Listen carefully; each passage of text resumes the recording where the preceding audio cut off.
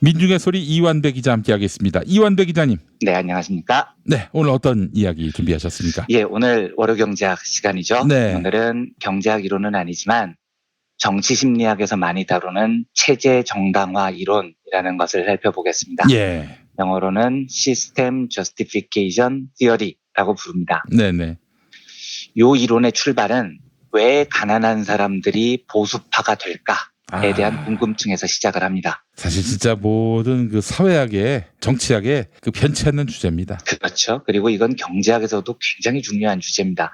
소스타인 베블런 같은 경제학자도 이 문제를 매우 심도 깊게 연구한 것으로 유명하고요. 예. 오늘 살펴볼 체제 정당화 이론은 1994년 존 조스트라는 뉴욕 대학교 신경정치학과 교수하고요. 마자린 바나지라는 하버드 대학교 심리학과 교수가 공동으로 펴낸 체제 정당화와 허위 의식의 발생에 있어 고정관념의 역할이라는 논문에서 처음 등장을 합니다. 조스트는 남자고요. 바나지는 여자입니다. 이 논문이 굉장히 짧아요. 네, 각주들을 빼고 나면 한 20페이지 정도밖에 안 됩니다. 그런데 이 짧은 논문이 그야말로 센세이션을 일으켰습니다. 정치학, 정치심리학은 물론이고요. 사회심리학, 경제학, 행동경제학 여러 학문에 엄청난 파장을 일으킵니다. 예. 그래서 경제학에서는 계급 배반 투표라는 게 있는데 왜 가난한 사람들, 노동자 계급이 노동자를 찍는 게 아니고 자본가의 표를 던지느냐에 대한 궁금증이죠. 계급 배반 투표라고 부릅니다. 이런 다양한 이론에 매우 큰 영향을 끼쳤습니다. 행동경제학도 사람이 늘 이성적으로 판단하지 못한다는 것을 연구 주제로 삼는데 가난한 사람들이 부자 정당을 찍는 심리를 파악한 체제 정당화 이론으로부터 상당히 큰 영향을 받죠. 예. 이론의 내용이 이렇습니다. 사람들은 묘하게도 불평등을 심하게 겪을수록 현 체제를 바꾸려 하기보다 지금 시스템을 옹호하려는 경향이 강하다는 겁니다. 예를 들면 미국에서 흑인들한테 물어봅니다. 당신들 지금 인종차별 당하고 있느냐? 인종차별적 성향에 만족하느냐? 이렇게 물으면 대부분 흑인들이 매우 불만족스럽다고 답을 합니다. 그런데 흑인들한테 이런 불평등이 정당하냐라고 물어보면 네, 저는 어쩔 수 없다고 봐요. 사람 사는 세상에 이런 불평등이 있는 거죠. 이렇게 답을 한다는 겁니다. 야. 실제로 부자들과 가난한 사람들한테 경제적 불평등이 필연적입니까? 라고 물어보면 네, 경제적 불평등은 어쩔 수 없는 현상이에요. 라고 답을 하는 쪽이 부자들보다도 가난한 쪽에서 더 많이 나옵니다. 네, 불평등을 긍정적으로 보는 응답률이 이 연구에서 17%포인트나 가난한 사람들 쪽에서 높게 나옵니다. 조스 박사 연구팀은 이유를 내가 사는 세상의 불평등이 정당하다라고 인정을 해야 가난한 사람들이 조금 덜 고통스럽기 때문이라는 겁니다. 예를 들어서 제가 노예로 지금 살고 있어요. 그런데 내가 왜 노예여야 돼? 나에게도 인권이 있고 자유가 있어. 노예제는 불평등한 제도야. 라고 인식을 해버리면 지금 노예인 내 처지가 너무 불행한 겁니다. 노예제는 잘못됐는데 내가 그 피해를 다 받고 있으니까요. 반면에 노예제는 정당하고 합법적이야 라고 믿으면 내가 노예로 살아도 좀 위안이 됩니다. 아유, 세상이 원래 그런 거야. 노예는 다 있는 거야. 나는 노예로 태어났을 뿐이야. 라면서 안위를 받는 거죠. 가난한 민중들도 마찬가지입니다. 내가 왜 이재용하고 이렇게 엄청난 차별을 겪어야 해? 이 차별은 부당해라고 인식하면 현실이 너무 처참해지죠. 저 자식은 부모 잘 만나서 재산이 9조 원인데 나는 내일 끼니를 걱정해야 되니까요. 근데 반면에 자본주의 사회에서 불평등은 당연한 거야 라고 인정을 해버리면 내 가난한 처지가 이해가 됩니다. 세상이라는 게 원래 그런 거니까요. 이걸 체제 정당화 심리라고 합니다. 그래서 조스트 박사는 이걸 감정적인 진통제라고 표현을 합니다. 불평등은 정당해. 노예제는 당연한 거야. 이렇게 말을 하면 내가 불평등을 겪고 있는 고통이 일시적으로 사라지는 겁니다. 진통제에 맞는 것과 비슷하죠. 물론 이런 진통제를 맞으면 잠깐 고통은 잊을 수 있어도 불평등은 없어지지 않죠. 원래 불평등이라는 건 아픔을 느끼고 투쟁을 해야 극복하는 겁니다. 그런데 감정적 진통제를 맞아버리면 그냥 잊어버리고 잠자면서 현실을 안주하게 되니까요. 미국에서 2005년에 허리케인 카트리나가 몰아쳐서 뉴올리언즈 일대가 그야말로 쑥대밭이 된 적이 있습니다. 당시 미국 언론 보도를 보면 미국 연방재난관리청의 대응이 형편없었다는 평가가 대부분이었습니다. 예. 그런데 이때 여론조사를 해보면 미국 사람들의 상당수가 국가가 잘못해서 피해가 커졌다라고 대답하기보다 피해자들의 개인적 노력이 부족했기 때문이다라는 반응이 더 많았습니다. 이것도 그런 거예요. 미국이 세계 최대 강대국이고 내가 그 위대한 나라 국민인데 정부가 허리케인 하나 제대로 대응을 못해서 이렇게 사람들이 많이 죽었다. 이걸 인정하면 너무 슬픈 겁니다. 내가 너무 초라해지는 거죠. 그래서 사람들은 책임을 국가에 돌리지 않고 개인한테 돌립니다. 그래야 내가 사는 미국은 위대하고 내가 사는 미국은 안전해 라는 심리적 진통제를 맞을 수 있기 때문입니다. 아이고 세상에. 결국 국가주의가 이렇게 모든 것을 다 지배하던 시절의 이야기네요. 근데 그렇게 제 브리핑 하반부를 한 줄로 요약해버리시면 어떡합니까? 혹시 그만둬야 되나요? 아니 그렇습니다. 요약해 주셨지만 조금 설명을 준비를 했으니까 하겠습니다. 예. 그래서 많은 민중들은 본능적으로 혹은 무조건적으로 지금 내가 살고 있는 체제를 옹호합니다. 이 조스 박사의 이 연구는 상당히 설득력이 있는데 사실 너무 설득력이 있어서 좀 슬퍼집니다. 이 조스 박사가 매우 좌파 학자거든요. 그리고 좌파로서 당연히 사회의 변혁을 꿈꿨던 사람입니다. 근데 연구를 해보니까 변혁이 요원한 겁니다. 왜냐하면 보수와 진보가 붙으면 무조건 보수가 유리한 거예요. 예. 사람들은 체제를 옹호하려고 하는 습성이 있으니까요. 이제 이 충격적인 연구에 대해서 수많은 후속 연구들이 이어집니다. 이어서 소개해드릴 연구는 에런 케이라는 미국 듀크 경영대학교 교수의 연구인데요. 에런 케이 박사는 민중들이 자기 조직을 일단 옹호하고 보는 심리를 기득권층들이 어떻게 이용하는지를 연구를 합니다. 4가지를 드는데요.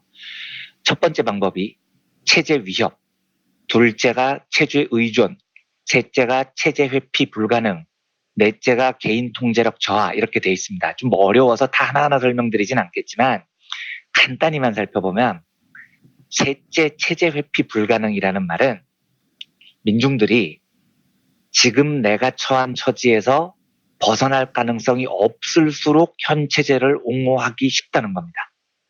예를 들면 이민을 안 보내주는 나라에서 살면 내 나라가 행복해 라고 위안을 하기가 훨씬 쉬워진다는 거죠. 어차피 이 고통에서 벗어날 방법이 없거든요. 그러니까 그냥 여기를 좋다고 생각하고 사는 겁니다. 특히 계급 이동성이 어려운 나라일수록 이런 성향이 강해요. 그러니까 예를 들면 열심히 노력해서 상위 계층으로 자유롭게 오를 수 있는 나라에서는 나는 왜 가난한 집에서 태어났어? 왜 세상이 불평등해? 라는 불만이 많이 생깁니다.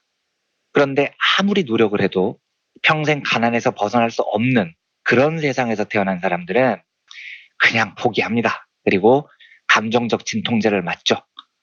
노예제도에서 노예들이 운명 개척하는 것을 포기하고 주인에게 충성하면서 행복을 느끼는 이유가 이런 겁니다. 노예를 벗어날 가능성이 없잖아요. 그러니까 이 세상을 그냥 행복하다고 인정을 해버려야 되는 겁니다.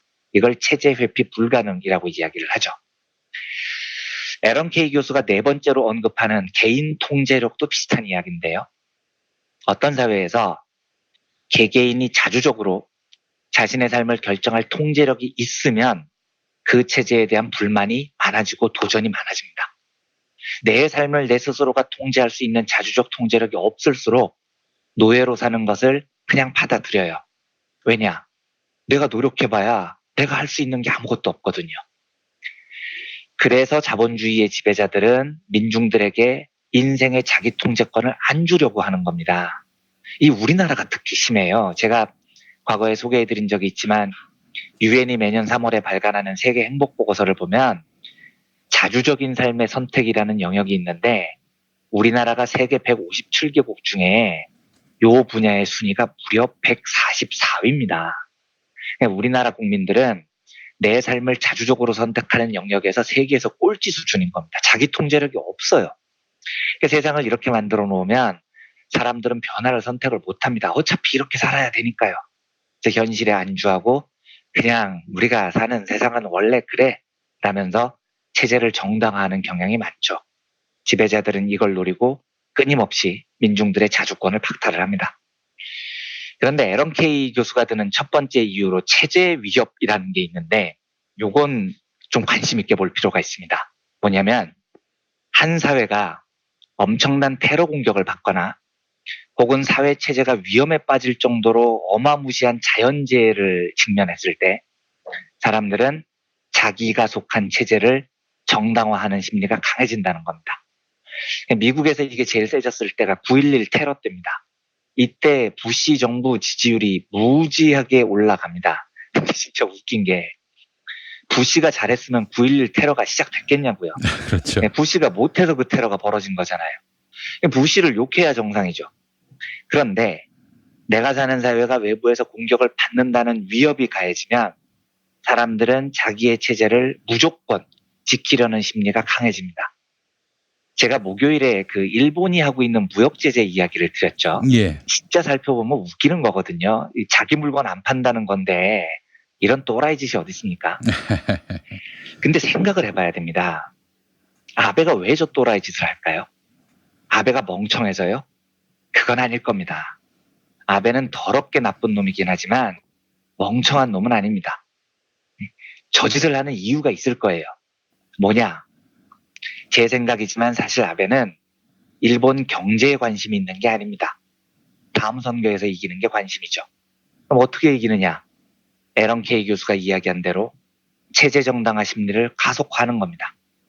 한국이 우리 일본의 전통 체제를 위협하고 있다라는 이데올로기를 퍼뜨리면 일본 민중들은 아베가 지금까지 잘했는지 못했는지 관심이 없습니다.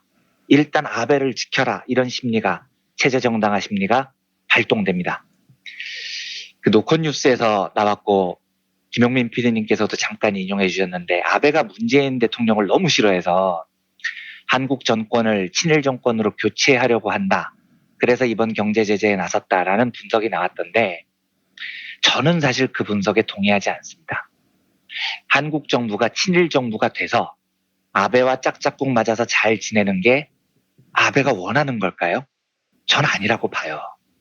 체제 정당화 이론에 따르면 한국 정부가 반일 정부여서 한국이 끊임없이 일본 보수 정치 세력을 위협했을 때 그게 저는 아베에게 더 유리한 국면이라고 봅니다. 예. 그래야 자국 국민들이 자기를 더 찍어주거든요. 그러니까 적대적 공생이라는 게 그런 거죠.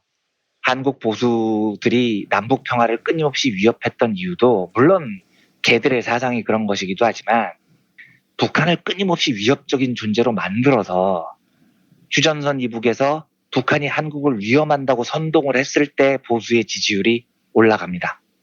그래서 한국의 보수는 북한과의 갈등이 심해지는 것을 즐겼던 거죠. 지금 아베가 하고 있는 짓은 경제적으로는 뷰음딱짓인데 정치적으로는 매우 영악합니다. 왜냐? 지금 저 짓을 하면 한국은 어떻게 될 것 같습니까? 민주정부를 지지하는 제 입장에서 보면 일본이 저렇게 난동을 부리는 건 지금 우리나라 민주정부에 절대 나쁜 일이 아니에요. 네, 친일 언론들은 신나서 문재인 정부가 대일 외교를 잘못해서 이렇게 됐다 씹고 있죠. 예. 현실은 일본이 한국에 경제 제재를 가하면 한국 민중들은 단결합니다. 그렇습니다. 그리고 지금의 대한민국을 지키자 쪽으로 훨씬 쏠리게 돼 있습니다. 이게 체제 정당화 이론의 오랜 연구 결과거든요. 맞습니다. 예, 그러니까 문재인 정부는 지지율 면에서 아베가 하는 저 닥짓이 절대 불리할 게 없습니다. 외부의 적이 강하면 내부적으로 단결되는 게 오랜 역사적인 전통이었거든요. 그러니까 무슨 말이냐? 아베는 한국과의 관계를 개선하는데 혹은 한국을 굴복시키는데 별로 관심이 없을 겁니다. 어쩌면 쟤네들 속셈은 한국이 반일로 나서건 말건 오히려 한국의 반일 정서가 또 높아지면 아베한테는 정치적으로 유리해라고 생각할 수도 있어요. 아베가 원하는 한국 정부는 일본한테 딸랑대는 박근혜 정부나 이명박 정부가 아니고 일본한테 당당한 문재인 정부일 가능성이 더 높죠. 그래야 선거에 유리해지니까요. 우리도 이번 일을 계기로 상당히 국력이 집결될 가능성이 높습니다. 조중동 애들이 일본 입장에서 막 보도를 하던데 그게 옳고 그름을 떠나서 진짜 자충수입니다. 한국에서 반일 감정은 절대로 해체될 수 없는 감정 같은 겁니다. 그런데 조중동이 문재인 정부 씹겠다고 일본 편을 들고 있으면 지옥문을 연 거죠. 9.11 테러가 나면 웬만한 사람들은 이유 여하를 불문하고 부시 편을 두는 겁니다. 일본이 경제 무기로 우리를 공격했어요. 그러면 한국의 여론이 야, 문재인 정부가 일본과 관계를 잘못해서 이 지경이 됐다. 문재인 물러나라. 이럴 것 같습니까? 아니면 쪽발이 새끼들이 죽으려고 환장했나. 한판 붙어. 이 심리가 더 클 것 같습니까? 당연히 후자가 더 강한 겁니다. 우리는 먼저 이런 비열한 짓을 하지 않는 나라지만 아베는 자기의 정치적 이익을 위해서 이 비열한 짓을 합니다. 그러면 우리는 일본이라는 공공의 적을 대상으로 더욱 단결할 계기를 얻을 겁니다. 그리고 묘하게도 아베는 한국이 그런 반일 감정을 드높이는 것을 속으로 원할지도 모르죠.